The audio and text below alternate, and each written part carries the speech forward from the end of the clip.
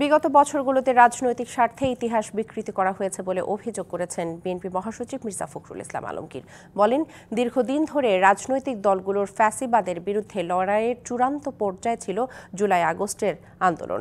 এ অর্জন রক্ষার্থে সবাইকে ঐক্যবদ্ধ হওয়ার আহ্বান জানান বিএনপি মহাসচিব। শনিবার সকালে জাতীয় প্রেস ক্লাবে প্রয়াত সাংবাদিক মাহফুজুল্লাহর মরণোত্তর ২১শে পদকপ্রাপ্তি উপলক্ষে আলোচনা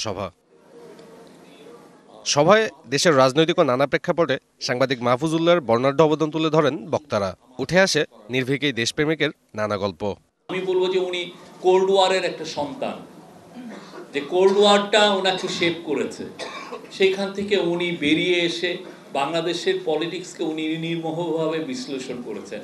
আমি মনে করি বাংলাদেশের গণতন্ত্রের জন্য লড়াইয়ের জন্য যদি কাউকে যদি পদক দিতে হয় সর্বপ্রথম মাহফুজুল্লাহকে দিতে হবে। মাহফুজুল্লাহ ভাই সেই ফুটপ্রিন্টটা রেখে গেছেন যে রিয়েল কন্টেম্পোরারি হিস্ট্রি বাংলাদেশের প্রতিটি ক্ষেত্রে রাজনৈতিক যে পরিবর্তন দিকে বাংলাদেশ যাচ্ছে সেখানে কিন্তু এটা অত্যন্ত গুরুত্বপূর্ণ। ক্যামেরায় ওয়াও, স্টাইল দেখাও, Xenon X21 পারলে ঠেকাও। অনুষ্ঠানে বিএনপি মহাসচিব জুলাই আগস্ট বিপ্লবের অর্জন রক্ষার্থে সবাইকে ঐক্যবদ্ধ থাকার আহ্বান জানান। আজকে একটা আশার আলো সবাই আমরা দেখতে পাচ্ছি যে আবার নতুন করে বাংলাদেশকে আমরা গড়ে তুলব।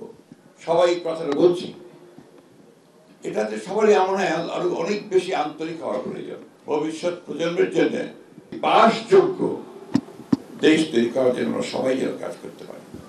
এদিকে জাতীয় প্রেস ক্লাবে বাংলাদেশ জাতীয়তাবাদী সিএনজি অটোরিকশা শ্রমিক দলের সাধারণ সভায় যোগ দেন দলের স্থায়ী কমিটির সদস্য মঈন খান। বলেন, ক্ষমতা এলে শ্রমিকের অধিকার প্রতিষ্ঠায় কাজ করবে বিএনপি। আমি স্পষ্ট ভাষায় আজকে বলে যাচ্ছি, আমি যদি কোনো সুযোগ পাই আমি সবার আগে আপনাদের যে যৌক্তিক দাবি দেওয়া সেগুলো পূরণের জন্য। সাব্বির রোজ, ডিবিসি নিউজ, ঢাকা।